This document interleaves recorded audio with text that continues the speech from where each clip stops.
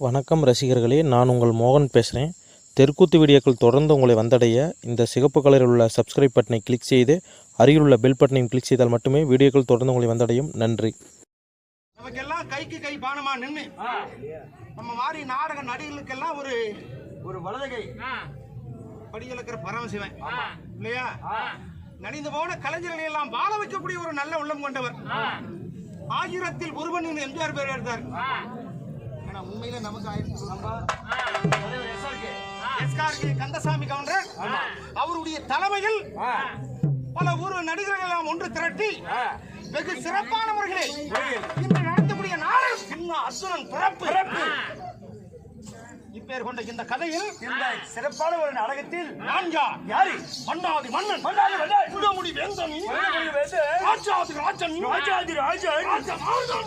மார்தாண்ட பூபதி கலங்காத நெஞ்சம் எதற்கும் கலங்க மாட்டேன். அப்பா அம்மா செத்து கிடந்தாலும் கலங்க மாட்டேன். என்ன பண்ண கலங்காத நெஞ்சமும் எவருக்கும் வணங்காத சிரம் கொண்ட நாம் யார் தெரியுமா? சாமி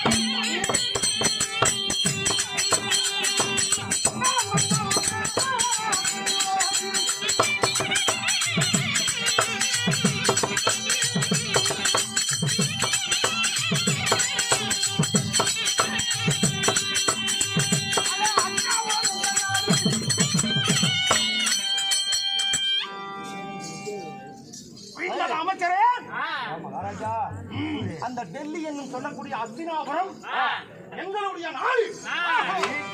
டெல்லி என்று சொல்லக்கூடிய அஸ்தினாபுரத்தை ஆளக்கூடிய மன்னர் அதாவது பேரு டெல்லி. இப்பதான் நியூ டெல்லி.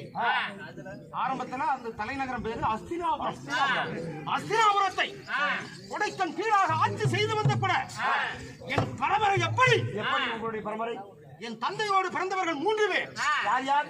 திருதராட்டியன், பாண்டு மகாராஜன், வித்திரன். இப்படி அண்ணன் தம்பிங்க 3 பேர். அதே திருதராட்டிய மன்னனுக்கும் என் அருமை தாய் யார் தெரியுமா?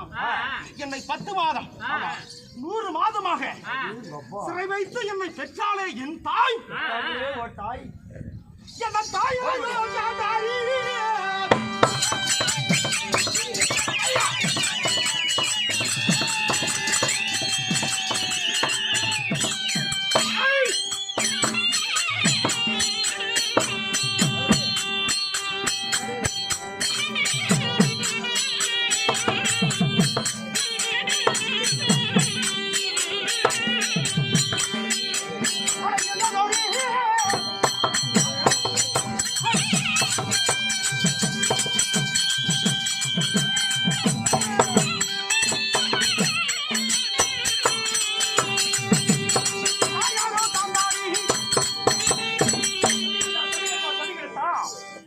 காந்தாரிக்கு திருதராட்டி மன்னனுக்கு பிறந்தவன் நான். சரி, என் பெயர் என்ன? உங்களுடைய பெயரோ மன்னன் துரியோதன மகாராஜன். கலங்காத நெஞ்சம். யாரு செத்தாலும் கண்டுக்க மாட்டீங்க, நிமிர்ந்த பார்வைதான். எதற்கும் கலங்காத நெஞ்சம். பெண்களை சரிகரம் படித்தவன். எல்லாத்துக்கும் தோல் அததான் இருக்கு. ஆமாங்க, இங்க தட்டிப்பார் வெங்கலம். ஓ சாமி, யா சாமி, பெண்களை சரிகரம் படித்த மாமன்னன். ஃபுல்லாவே உங்களுக்கு வெங்கலமா? இல்ல, அப்படி துரியோதன இருந்தாலும் தாய் காந்தாரிக்கு காந்தாரிக்கு திருதராட்டி மன்னனுக்கு நாங்க எத்தனை மக்கள் பிறந்தோம்? யார் யார் பிறந்தீங்க? கூட பிறந்தவர் கூட்டுப்பால் உண்ணவர்கள். நாங்கள் சேர்ந்து பிறந்த அண்ணன் தம்பிமார்கள் எத்தனை பேர் தெரியுமா? மகாராஜா, ஒரு பெண் குழந்தையோடு நாங்க அண்ணன் தம்பிங்க 100 பேர். அந்த ஒன்னையும் சேர்த்தா 101 மக்கள். காந்தாரி அம்மனுக்கு பிறந்தவர்கள் நாங்கள். சாபமானது மீண்டும் வரமாக பெற்று 101 மக்கள் நாங்கள் பிறந்தோம்.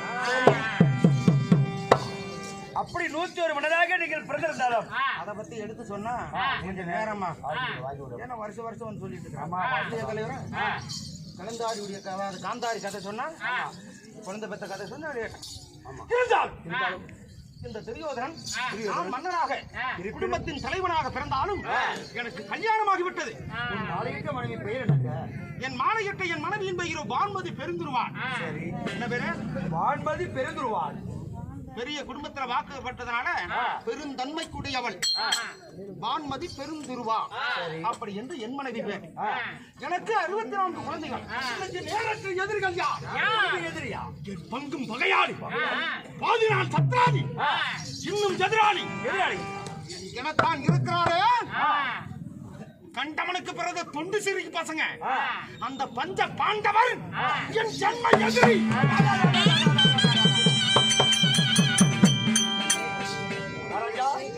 பாண்டவர்களை ஜென்ம விரோதின்னு சொல்றீங்களா?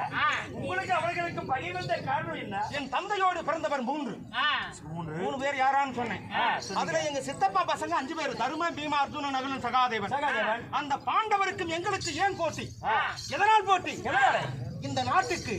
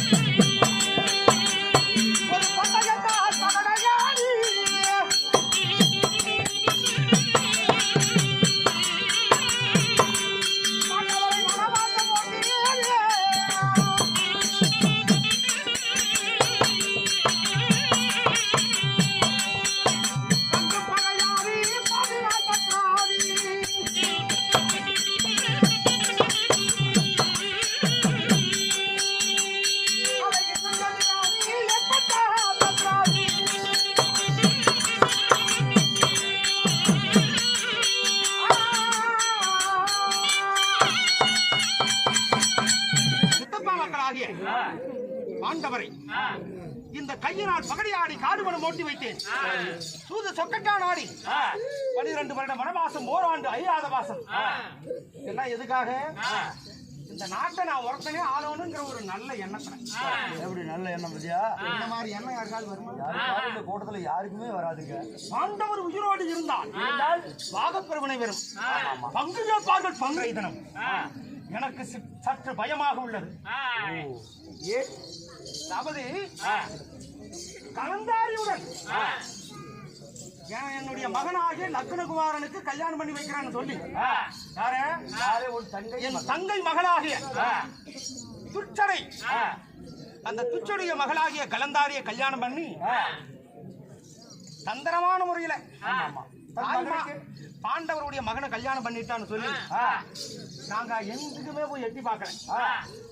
பிறந்த நாள் முதல் கொண்டு போனதோடு சரி என் தங்கச்சி எந்த ஒரு சீர்வரிசை தங்கச்சின்னு நாங்க எதுவுமே நல்லது கெட்டதுக்கு எதுக்குமே நீங்க போய் எந்த ஒரு நல்லது கெட்டது எதுலுமே கலந்துக்கல.